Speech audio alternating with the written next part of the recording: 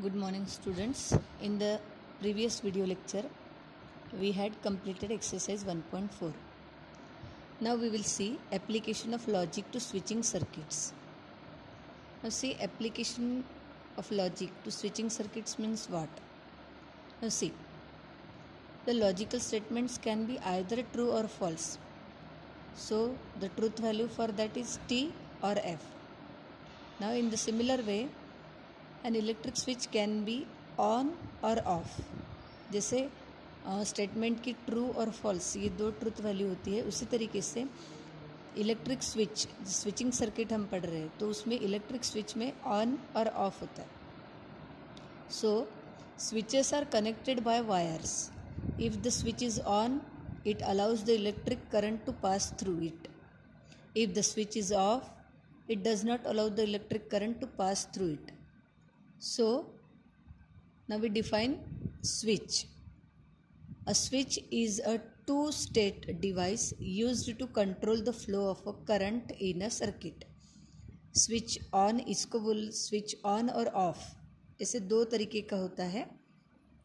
So अगर switch is on ऐसा बोला हमने तो it allows current electric current to pass through it, और switch off so the current will not pass through it. So switch is denoted by S. Now when the switch S is closed, switch closed है यानी button on है. So switch is closed, the current flows in the circuit and hence lamp glows. When switch is open means button off है. The current does not flow in the circuit and subsequently the lamp does not glow. So switches में अगर हम दो sentence लेते हैं, statement लेते हैं P और Q, तो अगर P के लिए हमने S1 लिया, S1 स्विच, तो निगेशन P के लिए S1 डैश आएगा, उसका opposite. So the correspondence between switch S2 and the statement letter Q is shown as Q switch S2 and negation Q S2 dash. So the possible combination of states of all switches in the circuit and prepare a table called input output table. यानी जो दो statement दिए जाएंगे उनके साथ जो जो patterns दिए हैं उनके बेसिस पर हमें जो टेबल बनाना है उसको बोला जाता है input output table. Now two switches in series, अगर दो स्विच सीरीज में है, जैसे कि ये सीरीज एक लाइन में, सो S1 स्विच है और S2 है, तो let P the switch S1, Q the switch S2 and L is the lamp. अब इसके लिए अगर हमें इनपुट आउटपुट टेबल बनाना है तो ट्रू के लिए होता है 1 और फॉल्स के लिए होता है 0. अब जब स्विचिंग सर्किट बनाया जाएगा तो स्विचिंग सर्किट का इनपुट आउटपुट टेबल बनाया जाएगा, तो उसमें हम T और F न लिखते हुए 1 और 0 लिखेंगे.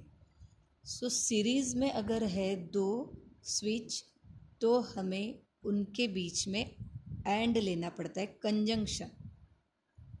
कंजंक्शन है, दो स्विच सीरीज़ में है तब, तो उसका टेबल जैसे P और Q हमें पता है T F F, तो 1 1 0 0, T F 1 0 1 0, एंड में अगर एक भी F है तो आंसर F ही आने वाला है. यहाँ पे दोनों F है तो 0 ही, एक F है तो 0, एक F है तो 0, और दोनों T है तो T, यानी दोनों भी 1 है तो 1. सो स्विचिंग सर्किट में जब भी दो स्विच सीरीज में रहेंगे तो उन दोनों के बीच में कंजंक्शन लगेगा, एंड लगेगा. ना if two switches in parallel, अगर पैरेलल में अगर है, so suppose two switches S1 and S2 are connected in parallel and electric lamp L is as shown in the figure. Now S1 और S2 ये दोनों parallel में है, so P is for S1, Q is for S2 and L is lamp. So input output table में जब दो switch parallel में रहेंगे तो आएगा और disjunction. So again for P TTFF and for Q TFTF। और में एक भी अगर ट्रू रहता है तो आंसर ट्रू आता है, दोनों ट्रू तो ट्रू, ट्रू ट्रू, दोनों फॉल्स है तभी आंसर क्या आएगा, फॉल्स। और स्विचिंग सर्किट में हम ट्रू फॉल्स नहीं लेंगे, 1 और 0 लेंगे। उसके बाद हमें दिया है express the following circuits in the symbolic form of logic and right input output table. यानी ऐसी सर्किट डायग्राम दी जाएगी, उस पर से हमें इसका सिंबॉलिक फॉर्म लिखना है और वो सिंबॉलिक फॉर्म जो आएगा उसका इनपुट आउटपुट टेबल बनाना है। जैसे कि फर्स्ट फिगर देखो, S1 है, S2 है, S1 डैश है, S2 डैश है। तो S1 यानी P, S2 यानी Q, S1 डैश यानी निगेशन P, S2 डैश यानी निगेशन Q। अब इसका सिंबॉलिक फॉर्म हमें बनाना है, तो सबसे पहले हमें देखना पड़ेगा कौन पैरेलल में है, कौन सीरीज़ में है। तो अगर हमने देखा S1, S2, S1 dash, S2 dash, ये सभी पैरेलल में है, लेकिन S1 डैश ये सीरीज़ में है S2 डैश के साथ। तो इसके लिए हम सिंबॉलिक फॉर्म लिखेंगे। तो सिंबॉलिक फॉर्म आएगा पहले तो P S1 के लिए, फिर वो S2 के साथ पैरेलल में है तो और S2 यानी Q, और फिर से ये दोनों भी पैरेलल में है तो यहाँ पे आएगा और, लेकिन अब ये दोनों सीरीज़ में है इसलिए अब बनाएंगे ब्रैकेट, S1 डैश यानी निगेशन P, और ये सीरीज़ में है इसलिए एंड S2 डैश यानी negation Q। So this is the symbolic form for this. अब इसका इनपुट आउटपुट टेबल बनाना है, तो टेबल में आएगा पहला कॉलम P का, दूसरा Q, फिर negation P, negation Q, then negation P और निगेशन Q का एंड, P और Q का एंड, और फिर P और Q का एंड का और आएगा इस ब्रैकेट के साथ।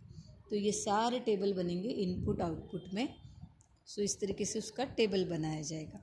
वैसे ही यहाँ पर S1 S2 सीरीज़ में है, S1 dash S2 dash series में है, लेकिन ये लोग पैरेलल है और इनको सीरीज़ में है S3। अब S3 आया यानी यहाँ पर आएगा R। सो S1 यानी P, ये Q, ये निगेशन P, ये निगेशन Q, और ये आएगा R। तो सबसे पहले हम लिखेंगे P एंड Q, लेकिन ये दोनों इसके साथ पैरेलल है तो और निगेशन P, ये इसके साथ एंड में है, सीरीज़ में है, निगेशन Q, लेकिन ये दोनों भी ब्रैकेट सीरीज़ में है S3 के साथ, और सीरीज़ में यानी एंड आएगा, S3 के लिए आएगा R। So this is the symbolic form for this circuit diagram. फिर उसका इनपुट आउटपुट टेबल के लिए हमें P लेना पड़ेगा, Q लेना पड़ेगा, negation P, negation Q, P and Q, negation P and negation Q, R भी रहेगा वहाँ पर। अब R है यानी 4T 4F, 4A 4 1 4 0, फिर 2T 2F 2 1 2 0, फिर 1T 1F यानी 1 0 1 0, इस तरीके से ऐसा उसका टेबल आएगा। फिर इसका और हमें ये इसके साथ लेना पड़ेगा और पूरे इसका एंड आर के साथ, तो वो आएगा हमारा लास्ट कॉलम। उसके बाद यहाँ पर पी क्यू पैरेलल है, आर निगेशन पी के साथ पैरेलल है, लेकिन ये इसके साथ सीरीज़ में है और ये इसके साथ सीरीज़ में है, तो आएगा पी और क्यू। फिर उसके बाद S2 है तो आएगा एंड S2 यानी Q, फिर से एंड, लेकिन किसके साथ, R और negation P। So this is the symbolic form for this circuit diagram. फिर उसके बाद फिर से उसका स्विचिंग इनपुट आउटपुट टेबल बनाएंगे। सो उसमें R है यानी फिर से हमें 4T 4F वो वाला लेना पड़ेगा। सो इस तरीके से हमें सर्किट डायग्राम दी जाएगी, उसका सिंबॉलिक फॉर्म बनाना है और फिर इनपुट आउटपुट टेबल बनाना है। अब हमें सर्किट डायग्राम दी गई थी, उसका सिंबॉलिक फॉर्म हमने तैयार किया। अब यहाँ पर हमें कंस्ट्रक्ट करना है स्विचिंग सर्किट। जब हमें सिंबॉलिक फॉर्म दिया जाएगा तो उसका हमें बनाना है स्विचिंग सर्किट। तो पहले सिंबॉलिक फॉर्म को हम ऑब्जर्व करेंगे। उसमें P है, Q है और R है, यानी हमें लगने वाला है S1, S2 और S3। उसके साथ निगेशन P भी है, निगेशन Q भी है, सो हमें S1 डैश लगेगा, S2 डैश भी लगेगा। तो इतना सब मिला के अब हमें बनाना है स्विचिंग डायग्राम, स्विचिंग सर्किट। तो देखो पहले दिया है P का और, तो P सबसे ऊपर आएगा यानी S1 सबसे ऊपर, फिर उसका और ये दोनों का सीरीज़, यानी अब इसके नीचे जो रहेंगे वो सीरीज़ में रहेंगे। निगेशन P यानी S1 डैश और Q यानी S2, तो S1 डैश और S2 को हम सीरीज़ में लगा देंगे, S1 डैश और S2। फिर ये पूरा एक बॉक्स, क्योंकि यहाँ पे एक बॉक्स में दिया है, फिर इसका और है यानी इसको पैरेलल, इसको पैरेलल दूसरा बॉक्स है, उसमें निगेशन Q एंड R बोला है। सो निगेशन Q यानी S2 डैश होता है, R यानी S3, और ये दोनों एंड में है इसलिए आगे सीरीज़ में। इनके साथ पैरेलल है निगेशन P यानी S1 डैश, सो इनके साथ पैरेलल में आ गया S1 डैश। ये भी एक ब्रैकेट था इसलिए इसको बना दिया बॉक्स, और ये दोनों एक दूसरे को पैरेलल में है इसलिए ऐसा बन जाएगा।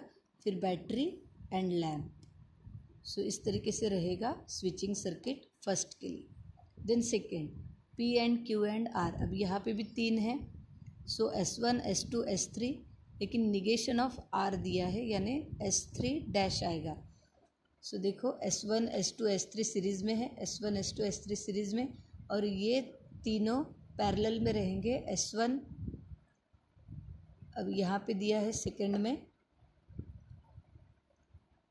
ये दोनों पैरेलल में रहेंगे S1 के, एंड देन वो पैरेलल में रहेगा S2 और S3 डैश के सीरीज़ में। S2 और S3 डैश सीरीज़ में रहेंगे, तो S2 और S3 डैश सीरीज़ में है, लेकिन ये पैरेलल में रहेंगे। वहाँ पर P लिखा है, यहाँ पर डायग्राम में S1 डैश बोला है, तो यहाँ S1 आना चाहिए। सो इस तरीके से रहेगी उसके सर्किट डायग्राम।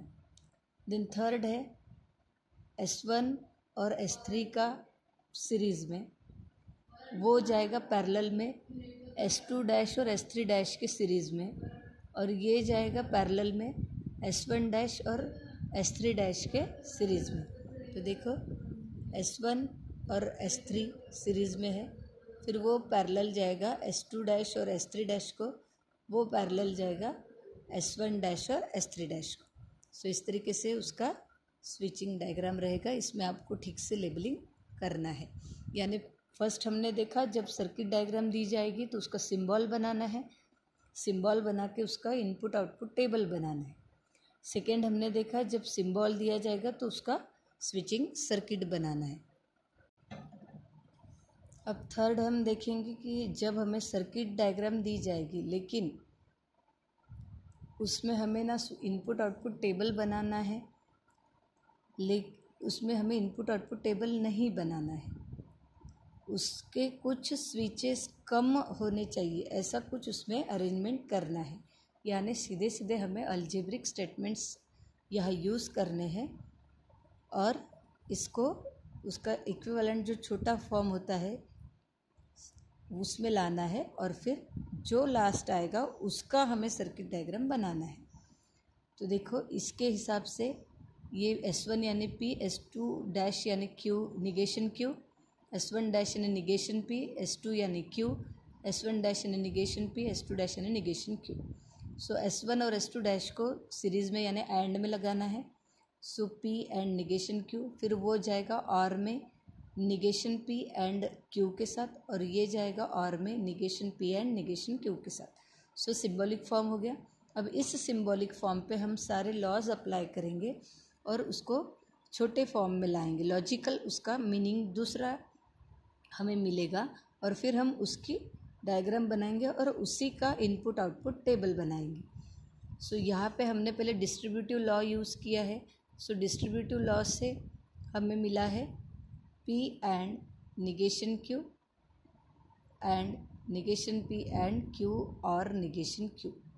फिर हम कॉम्प्लीमेंट लॉ यूज़ कर रहे हैं। कॉम्प्लीमेंट लॉ यानी ये उसी के साथ निगेशन के साथ एंड हो या और हो। सो यहाँ पे दोनों बातें एक साथ नहीं आंसर देती फॉल्स, वो ट्रू ही देने वाली है, इसलिए यहाँ पे आया ट्रू। फिर उसके बाद हम लगाएंगे आइडेंटिटी लॉ। सो इसका आंसर आएगा negation P. Then commutative law, commutative यानी ये इसके साथ एंड का और का एंड। उसके बाद डिस्ट्रीब्यूटिव लॉ, डिस्ट्रीब्यूटिव में हमने इसको डिस्ट्रीब्यूट कर दिया दोनों के साथ।